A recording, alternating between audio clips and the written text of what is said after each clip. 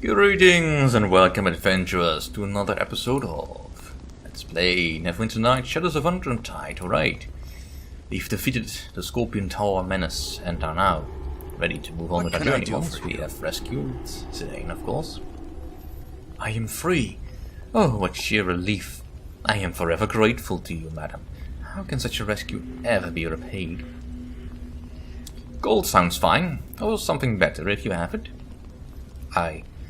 I have only the gold Madame Katarina forwarded me when I was hired. These scorpion creatures saw no need to take it, I suppose. It is not much, however. I will take it anyway. Then take it. I would not have meant anything had I been killed, no? Please, I will follow you out of this place. I saw very little when I was dragged in. I do not think I can find my way out on my own. No, that's fine. We'll just slowly saunter over. Can I rest? No. Of course not. That would have been too convenient. Some treasure, some corpses. Find some loot here. Well, at least some gold.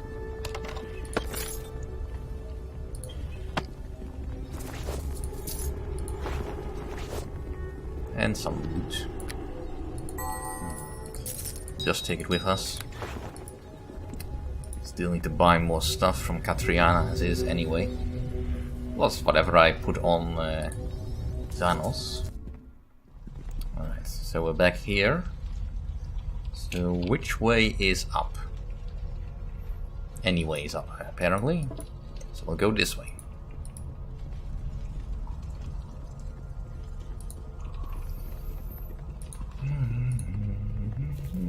That's a nice little diversion. Neat introduction to a new enemy type that they entered into the game. Also, you can now already tell what kind of adventure you would be having if you'd read the manual. I did.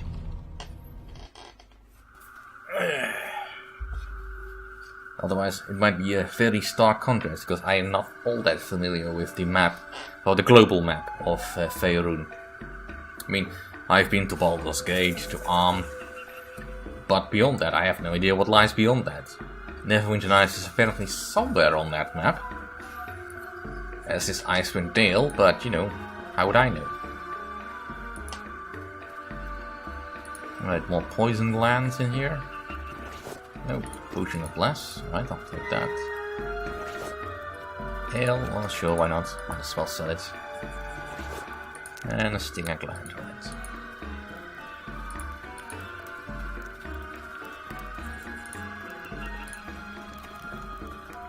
And we might as well continue. Aha! There you are, Zidane. You're a sight for sore eyes. I was beginning to think we'd have to wander back to Black Sands before long. I would not advise that, Madame Katriana. Neither would I, to be honest. It is good to have you back. None the worse for your experience, I see. That is true. The thanks must go to Mathijssa for that. Oh yes. Let's not forget the half-orc wasn't at all involved, shall we? Bah! My apologies, sir. Of course, you deserve my gratitude as well. True enough. Well, Mathijssa, you rescued Zidane, as I'd hoped you would. I suppose you were wanting a reward.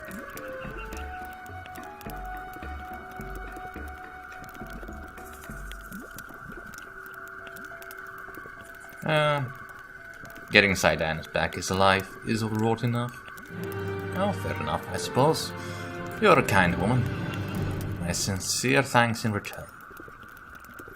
And you, Zidane, are one lucky man. That reward was going to come out of your pay. But I've already given much of my gold to Mathijssa. Well, that sounds appropriate somehow. Don't you think? It was Mathijssa who risked her neck to save you. Now then, I trust we're ready to move on, Mathijssa? Yes, let's go. Good. Torius, what's the delay? Why aren't we moving yet? And here I was enjoying this relaxing stop of ours. I said move it, lazy bones. Everyone on your feet. We leave now. We could be in some trouble, friend. The oxen have gone through the water rations much faster than expected. There is an oasis near here, but we have had some trouble with the tribe that guards it. You have a way of dealing with problems that I seem to lack. If you could just go and talk to the Bedine, maybe they would allow us to restock our water supplies. Well, what kind of problems did you have with them? To us it seemed a simple thing, to allow our oxen to walk into the water hole. It was our first time crossing the desert and we did not know the proper customs. Ha! I suppose I should be a little upset if your beasts relieve themselves in my water supply too. That is why Xanos always prepares for the worst. Are you saying you have water left? I should certainly think so, shakes his canteen. That is strange. I could have sworn Xanos had some left. Anyways, the Bedine consider the oasis something of a sacred place. It's tied into their local history somehow. We were never welcomed back, though we would never do such a thing again. We need this water, that's it. Alright, I will try. Good. Return as soon as possible. It would be a good thing if we were able to continue our tomorrow morning. Alright, I'll be going, best of luck. But first off, I will be taking all my stuff from you. No, I'm carrying far too much useless garbage. I don't disagree, but Dump some of this. for now we'll have to put up with it. And I might also give some bolts to him. Alright. I see you have returned. Just like to make a purchase. If he doesn't like me, that is absolutely fine. I'm not expecting great rewards. Right, so let's get rid of the Amvorax armor. I don't need these stinger glands. They are a nice bit of money though. And I can't use these arrows anyway, so we may as well go. Rid of all the heavy stuff first.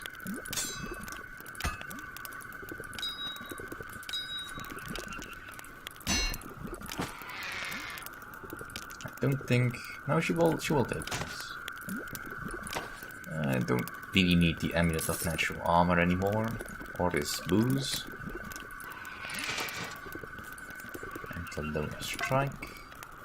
Yeah, that's really lightens us up.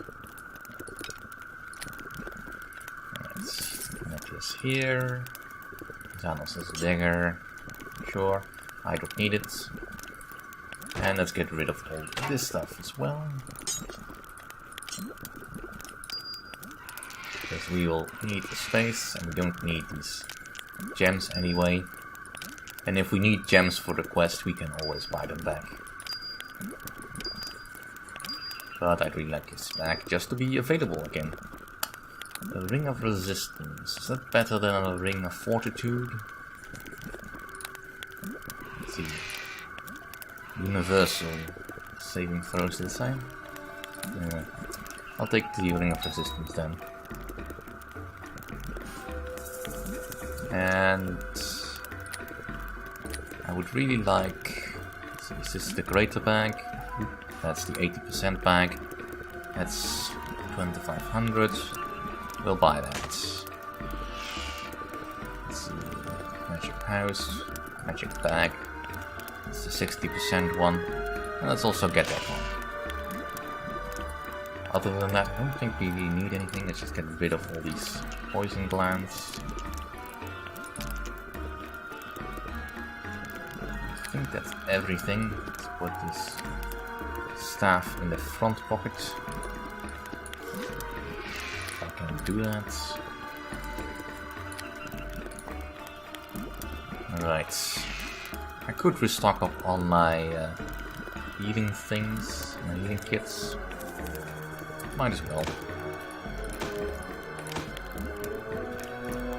I mean, they're nice and cheap anyway. And I will find more, but, you know. Alright. Don't need to talk to Torias. I do wish that in between these tracks, in the various spots that we stop in the Anarok Desert, that we actually rest in between stops.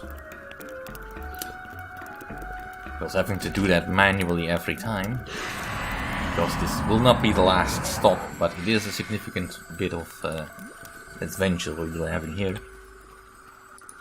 It's a little bit annoying. Only a little bit, but still annoying. Alright, let's go talk to the Bedine.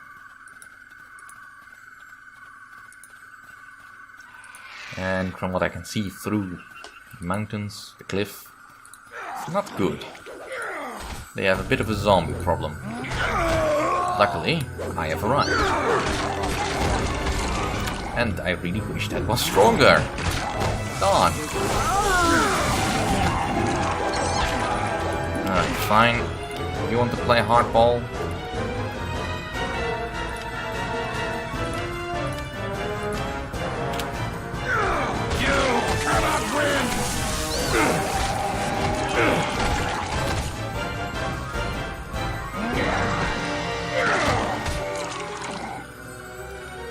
Greetings to you, stranger. You have come to the oasis of the Green Palm in a time of great danger. I'm afraid there is nothing here for you other than death, and the curse of undeath. Where are these zombies from? A powerful creature, an ancient foe of my people, has once again arisen. He has taken our water, destroyed the temple of the Morning Lord, and sent his undead minions against us. It is never just a simple job, is it? We could not just come up here and ask to use the water. No, we have to go and fight undead and other more powerful creatures. His minions drag the corpses of my people down into his tomb, where he brings them back to life and sends them to fight us. Our numbers dwindle as his grow, and without even water to sustain us, we shall soon fall.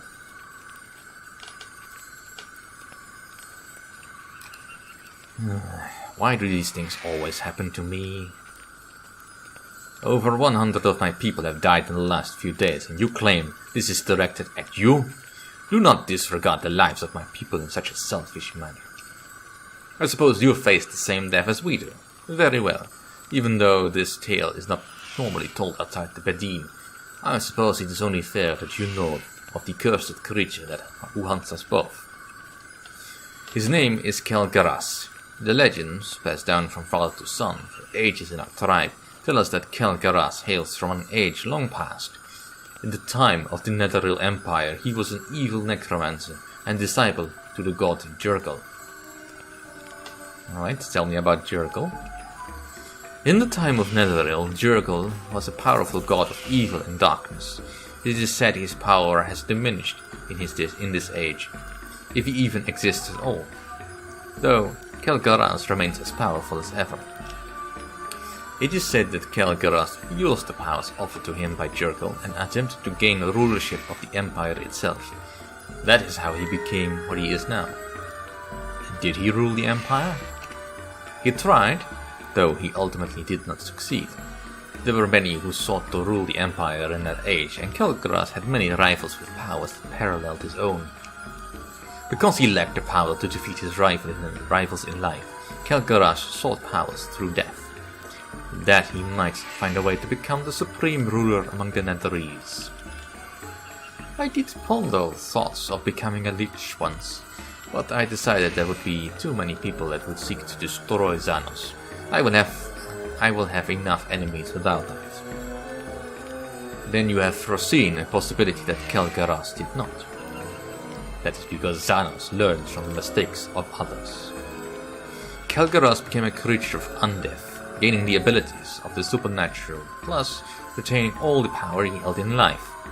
He did not, however, anticipate the reaction of his rivals to this change. Please continue. As part of Kel'Garas' change into his evil undead form, his own soul had been trapped within a rod that he kept close at hand, for this rod could be used against him. Kel'Garas' rivals discovered this fact and had the rod stolen. They performed a great binding ritual upon it that drove Kel'Garas deep into the earth and imprisoned him there. Why did they not just destroy him? Kel'Garas' immortal form was protected by the power of Jurgal himself, and not so easily destroyed. Even the great power wielded by the mages of that age could but contain him in the end. And then, after Kel'Garaz had been imprisoned for centuries, the Empire fell and its magic vanished. The binding that held Kel'Garaz was broken, and he was once again free. He recovered the rod and then built an elaborate tomb from which he planned to rule.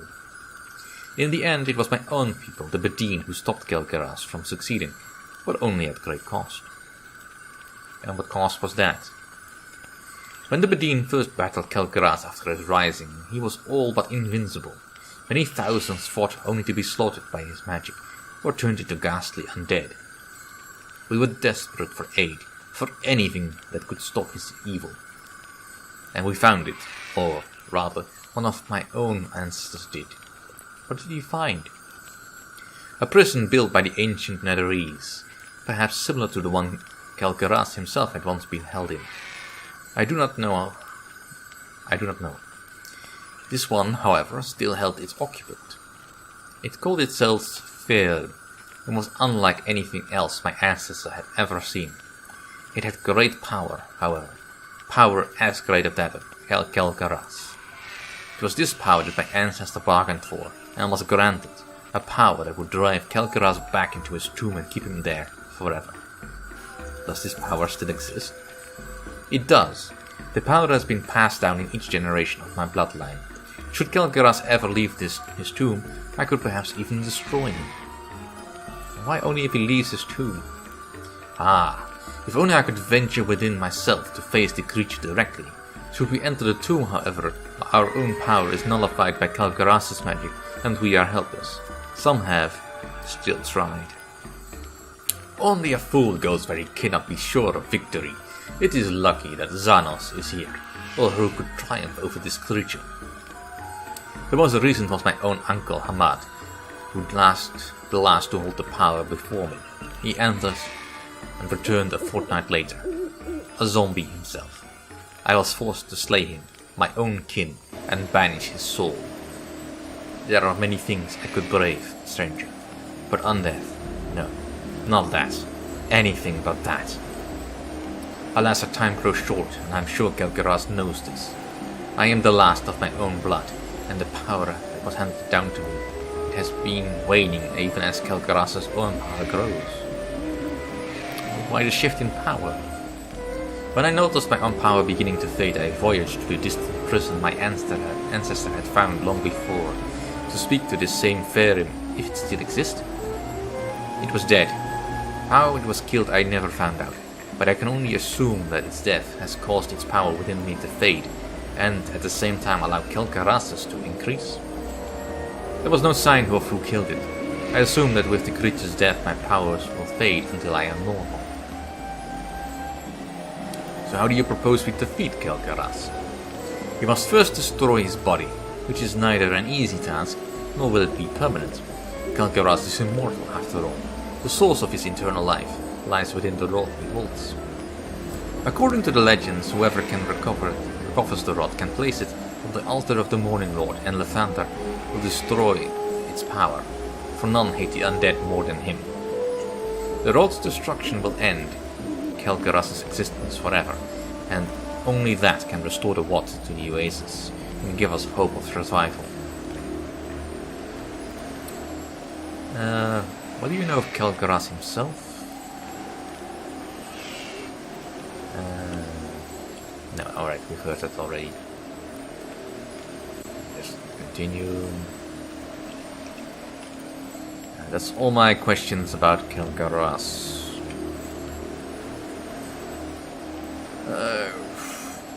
So what do I get for helping you? My people have been mostly destroyed and our belongings taken. Whatever you can recover from Kel'Garaz you may keep. You may also get the water with it should you need. Alright, let's have some questions about the oasis. It has been nearly destroyed.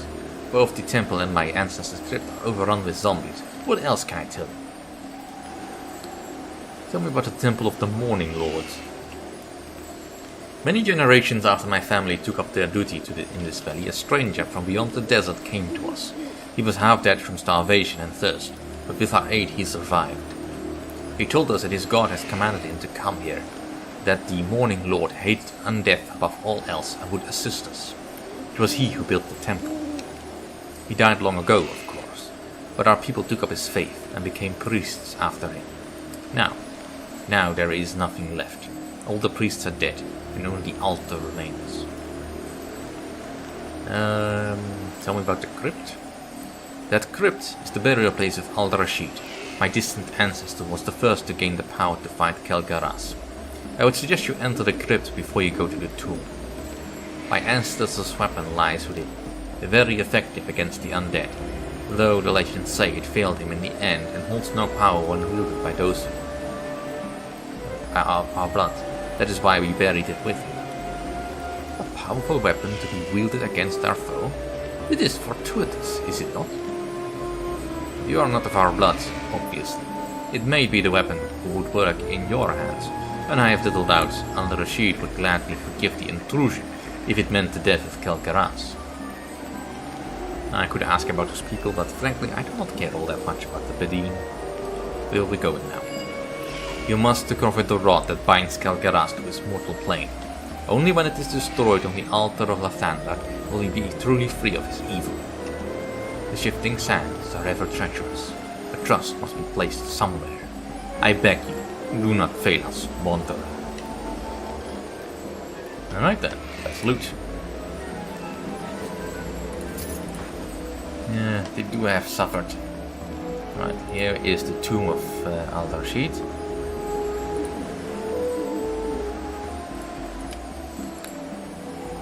So let's prepare.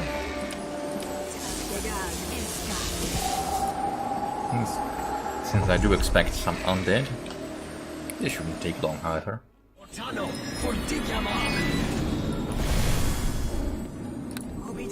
And these are just simple.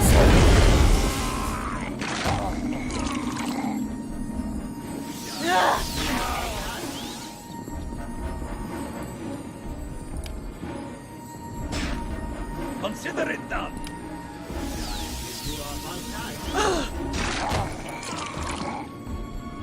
Come on.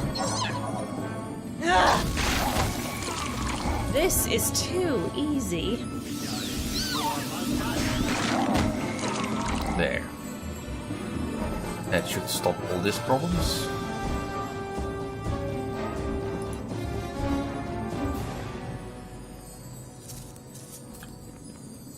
And I think that's where I'll leave it today, because I forgot to set my timer. I'm probably over time a little bit. Thank you all for watching. See you all next time.